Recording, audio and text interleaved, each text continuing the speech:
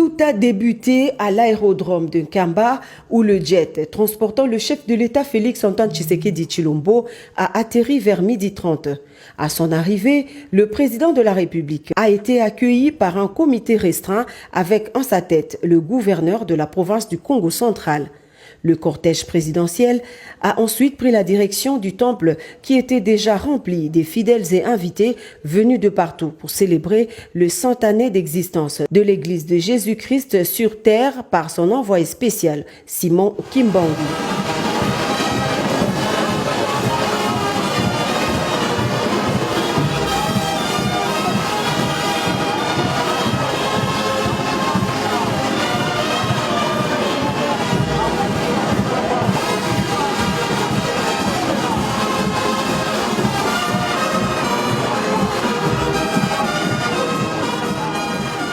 Après un bref entretien avec le chef spirituel, son éminence Simon Kimbangu Kiangani, le chef de l'État a été conduit dans le temple pour le culte. C'est sous le son de la fanfare mêlée au chant en l'honneur de leur hôte de marque que les fidèles kimbanguistes ont accueilli le chef de l'État dans ce temple mythique qui n'a laissé aucune chaise vide parmi les 37 000 places assises dans sa capacité d'accueil.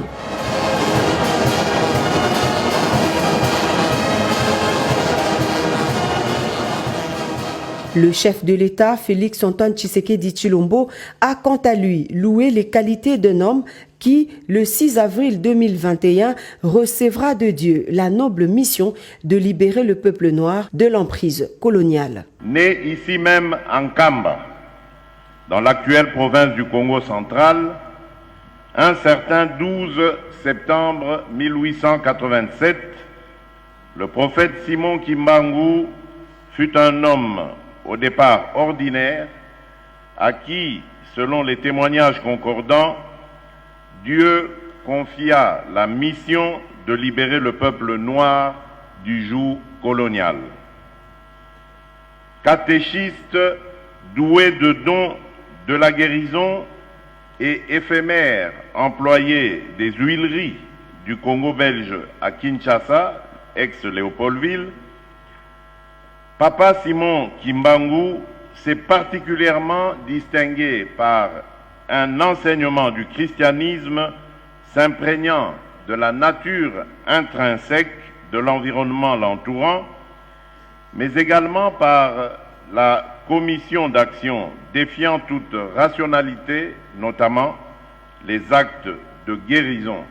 et de résurrection réalisés respectivement sur les dames Kiantondo et Dianayaku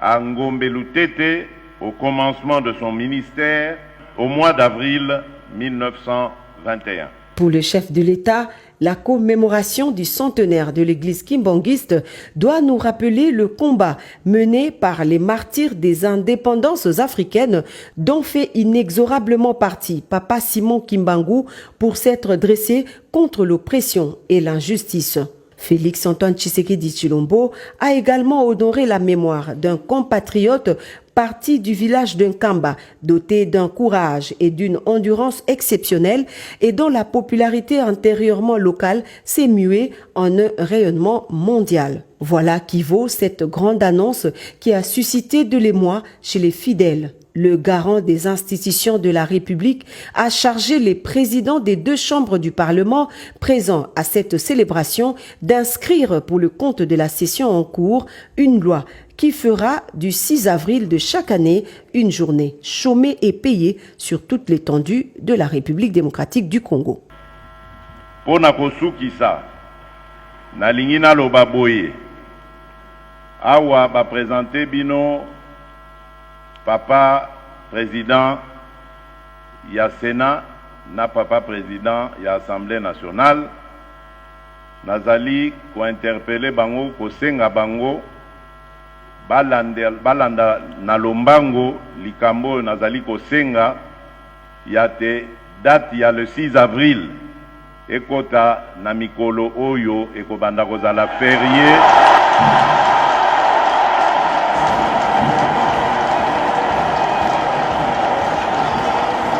Le Le chef spirituel, son éminence Simon Kimbangu Kiangani, a remercié le président de la République pour avoir tenu promesse.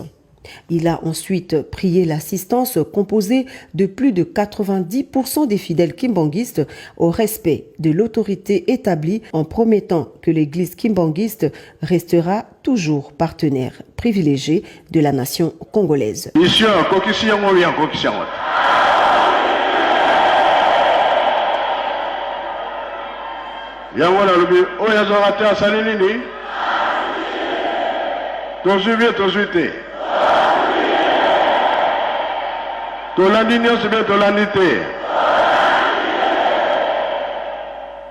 Auparavant, le directeur de cabinet du chef spirituel a donné la symbolique du 6 avril avant de retracer succinctement l'histoire de la vie du prophète Simon Kimbangu et les grandes lignes du kimbanguisme, un mouvement lancé par son initiateur avec comme leitmotiv la libération de l'homme noir.